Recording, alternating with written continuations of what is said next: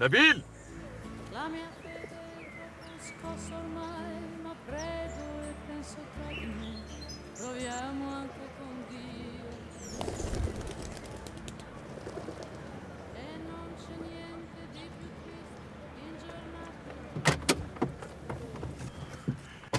كنت فين كل ده؟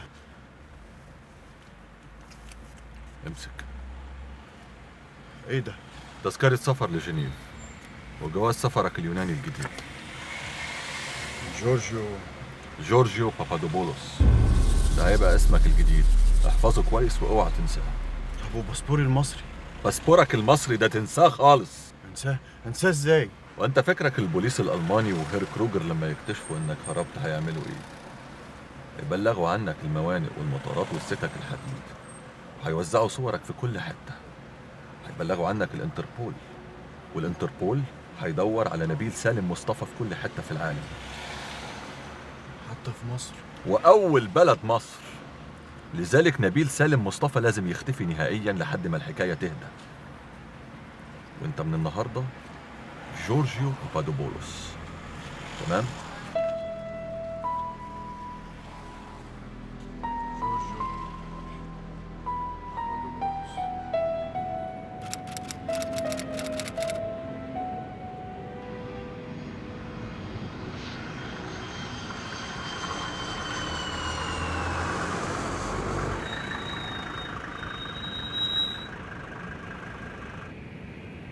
الطيارة بتاعتك هتقوم بعد ساعة ونص، يا دوب تلحق. وانت؟ هتلاقيني مستنيك هناك، لكن من هنا لحد ما توصل لو شفتني لا تعرفني ولا أعرفك، مفهوم؟ يلا.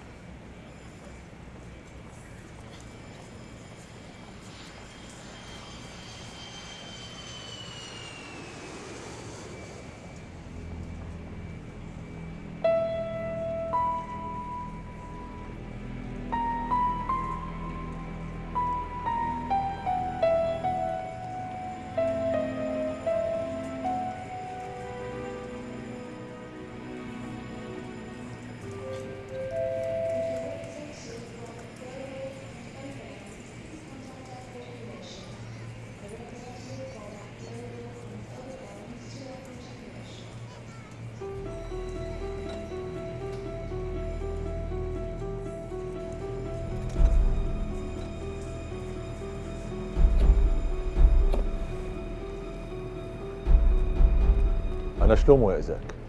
ايوه يا شلوم، انت فين يا حبيبي؟ عرفت اللي حصل امبارح بالليل؟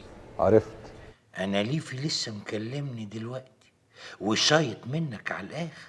سيبك من ليفي، أنا هكلمه وأشرح له كل حاجة، المهم أنت ركز معايا ونفذ اللي هقول لك عليه بالحرف. خير يا شلوم؟ توماس حارس البيت اللي فيه شقة نبيل هيجيب لك مفتاح الشقة، تنضفها على الآخر، ما تسيبش فيها حاجة، مش عايز أي أثر إن نبيل كان فيها في يوم من الأيام، فاهمني؟ اوكي يا حبيبي. حاجة تانية، عايزك تسيب المكان اللي أنت فيه، انقل كل الورق والمستندات والدفاتر، واقفل النايت كلاب. يفضل إنك تغادر فورا، المصريين شغالين جامد قوي وجايز يوصلوا لك في أي لحظة. لا، دي ما اقدرش عليها يا شلوم. انا عشان اقفل النايت كلاب لازم تعليمات من العامة شخصية. أوكي يا إيزاك، المهم أنت تكون جاهز وتتحرك أول ما يديلك الأمر. مع السلامة.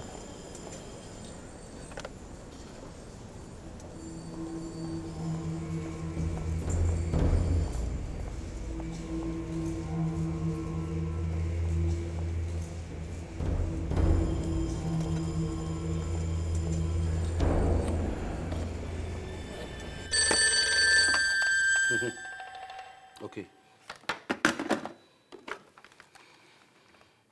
ايه اللي انت عملته ده يا شلومو؟ انا مش قلت لك ما تتصرفش اي تصرف في الموضوع ده من غير ما ترجع لي الاول؟ ما كانش في وقت، المصريين قربوا مننا وكان لازم اتصرف. انت كده بتعرض العمليه كلها للفشل. انا كده بنقذ العمليه يا ليفي، وانت لازم تساعدني. اساعدك ازاي بقى؟ اسحب لويس جولدمان وادي امر الايزاك يقفل مكتب هامبورغ ويبعد. انت بتخرف بتقول ايه؟ انت مش من حقك تطلب مني قرارات زي دي. اسمعني كويس يا ليفي، المصريين ورانا خطوه بخطوه. نفذ اللي بقول لك عليه، وانا هبقى بعدين اتصل بيك واشرح لك كل حاجه. شالوم.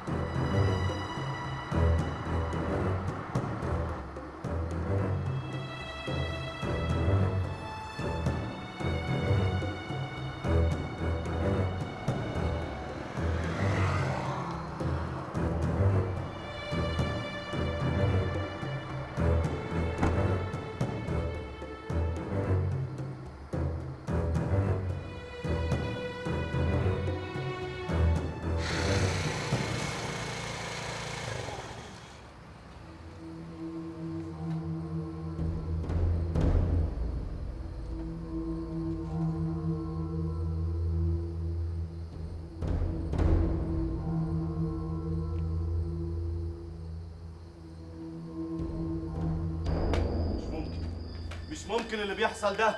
الندوة هتبتدي بعد أقل من نص ساعة وسامية لسه ما ظهرتش. دي حالة خطيرة، مسؤولية كبيرة عليك يا أستاذ فريد. عارف يا أستاذ سمير، أنا عارف. وللأسف لو ما ظهرتش كمان 10 دقايق أنا مضطر أبلغ البوليس. مش موجودة في المعرض، سألت عليها كل الوفود العربية، محدش شافها للأسف النهاردة. دي كارثة، دي مصيبة. أنا مش فاهم أقول إيه لمنظم المعرض. إيه الندوة اتلغت؟ يا ريتها تيجي على قد الندوة يا أستاذ فريد. يعني كنت عايزاني أعمل إيه؟ أنزل أدور عليها في الشوارع؟ أهي جت.